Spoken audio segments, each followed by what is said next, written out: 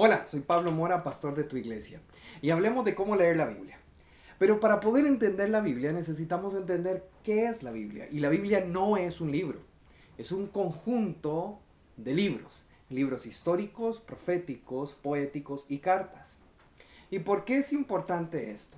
Bueno, porque para poder leer la Biblia necesitamos entender los contextos de cada libro y de cada escrito. Los quién, a quién, cuándo, dónde, cómo, por qué y qué de cada libro. Quién lo escribe, a quién lo escribe, cuándo lo escribe, dónde se escribe, por qué y qué está pasando. En pocas palabras necesitamos entender los contextos en general. El contexto del libro, el contexto literario, el histórico, el social, el cultural y el religioso. ¿Y por qué? Pues porque si no lo hacemos vamos a saltar en conclusiones erróneas que pueden terminar en teologías falsas. Entendamos los contextos. El contexto del libro. ¿A quién se escribió? ¿Quién lo escribió? ¿Con qué fin lo escribió? ¿Qué quería decir con lo que escribía? Contexto literario. ¿Cómo lo escribió? Usa símil, metáforas, exageraciones, comparaciones, quiasmos. ¿En qué tiempo está? ¿Pasado, presente, futuro? ¿Es específico a un sujeto o persona definida? ¿O aplica a cualquiera? Contexto histórico. ¿Cuándo en la línea del tiempo de la humanidad se escribe? ¿Y qué está pasando en esta época y en las épocas anteriores a estas?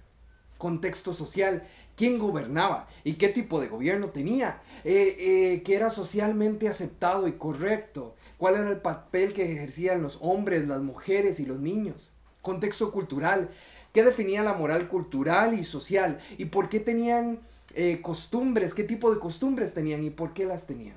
Contexto religioso. ¿En qué creían? ¿En qué basaban su creencia? ¿Qué definía su moral religiosa? ¿Qué ritos tenían y cómo los ejecutaban? Ahora recuerda que es importante entender bien los contextos para no caer en cuatro errores. El primero, sacar versículos de contexto que al final terminan siendo un pretexto. El segundo, personificar un texto, o sea, tomar para nosotros un texto que es dirigido para una persona específica en un tiempo específico por una razón específica. Tercero, saltar a conclusiones erróneas, porque esto nos puede llevar a teologías falsas, expectativas erróneas o juicios incorrectos.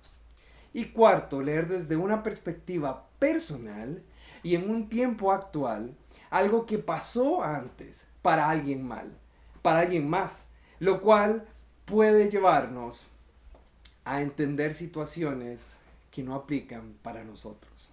Recuerda, es sano siempre tener referencias históricas, escritos culturales y sociales. No es sano leer la Biblia sola, por sí sola, porque la Biblia no es un libro mágico que se lee y de pronto todo salta a relucir y entendemos absolutamente todo. No, la Biblia tiene cosas históricas que necesitamos contextos históricos, tiene cosas culturales que necesitan contextos culturales, tiene cosas sociales que necesitan contextos sociales. Tiene escritos de una manera literaria que necesitamos entender por qué las escribió así y para quién las escribió. Y también necesitamos entender qué quería decir el autor, a quién le estaba dirigiendo las cosas. Nunca leas la Biblia por sí sola cuando la vas a leer y a estudiar. Siempre busca un acompañamiento, porque la Biblia no es un libro mágico. Es un libro que Dios nos dejó, un conjunto de libros que Dios nos dejó para que aprendamos y crezcamos y nos acerquemos a Él de una manera inteligente. Así que la próxima vez que leas la Biblia, ponle atención a los contextos literarios, a los contextos del libro, a los contextos históricos, sociales, culturales y religiosos.